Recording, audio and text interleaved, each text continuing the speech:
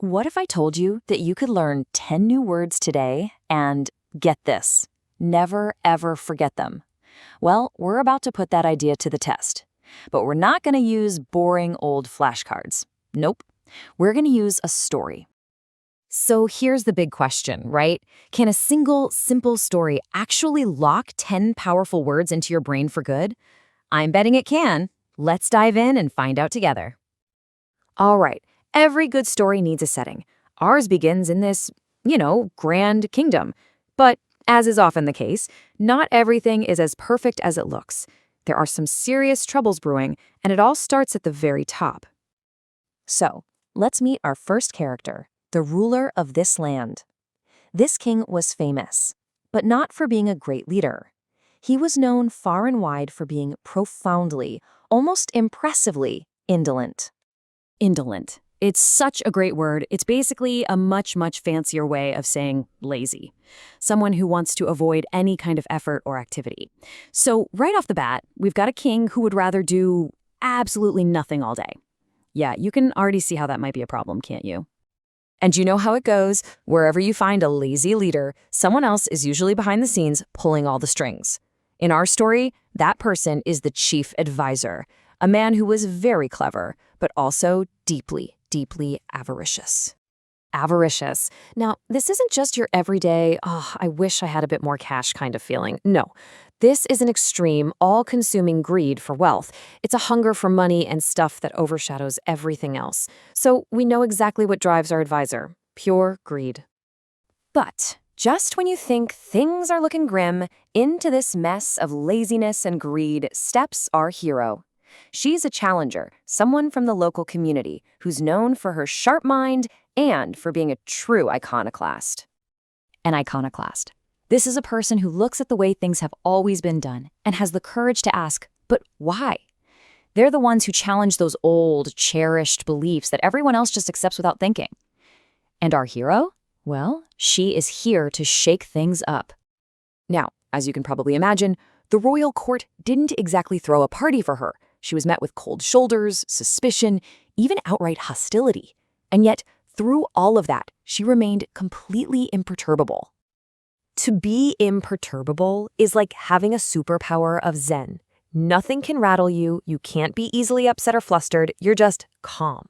It's an amazing quality to have, and trust me, she is absolutely going to need it for what happens next. Okay, so we've met our players, the stage is set, and when our iconoclast finally presents her new ideas for the kingdom, the whole court just explodes into a war of words. And who leads the charge against her? You guessed it, our avaricious advisor. He gets up in front of everyone and just starts to deride her proposals, shouting that they're childish and will destroy the kingdom. And that's exactly what to deride something means.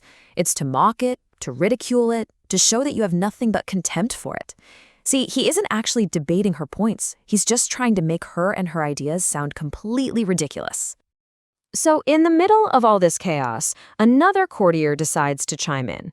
And this guy is a known Ultracrepidarian.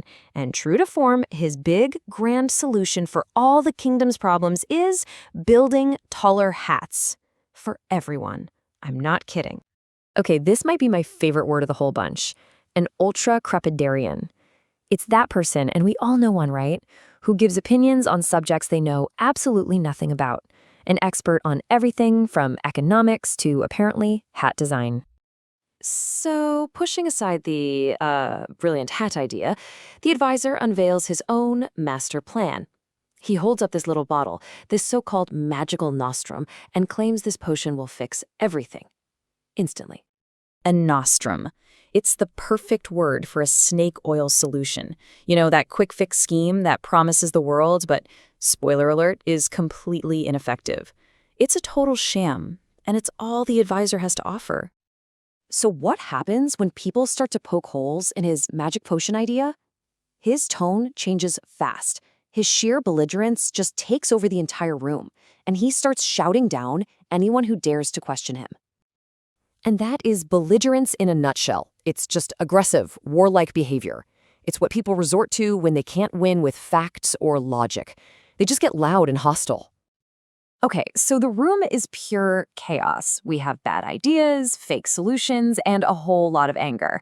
So how does this all end? Well, our imperturbable iconoclast, she's about to make her final, crucial move. And this really shows you the difference. While the advisor is going on about a magic potion for crops, our hero calmly points to the real problem. She says, our aqueducts are crumbling. The very things that bring water to the kingdom are falling apart. Her point wasn't just smart, it was germane. And germane simply means relevant, directly related to the topic at hand. While everyone else was getting distracted by potions and hats, she was the only one talking about the one thing that was actually germane to their survival. The advisor, feeling cornered, plays his last desperate card. He accuses her of treason. But then, and this is like something right out of a movie, a messenger rushes into the hall with new evidence. Evidence that will completely exculpate our hero. To exculpate someone means to clear their name, to show that they aren't guilty of something they've been accused of. And this new evidence doesn't just clear her name, it proves her innocence and exposes the advisor's own treachery for everyone to see. And that's our story. The avaricious advisor is exposed, and our imperturbable iconoclast finally gets a chance to fix the kingdom's real problems. So what's the big takeaway from all this? Why do these words matter? Well, it's because these words aren't just definitions on a screen. They're characters, they're archetypes. The indolent leader who lets things fall apart. The avaricious advisor who profits from the chaos. The brave iconoclast who speaks truth to power. And yeah, the foolish Ultracrepidarian with silly advice. You see these people everywhere in real life. So I'll leave you with this final thought. Look around your own world, your job, your community, even in the news. Who are the iconoclasts, the ones challenging how things are done? And more importantly, when you listen to them, really ask yourself, are their ideas actually germane? Thanks for joining me on this one.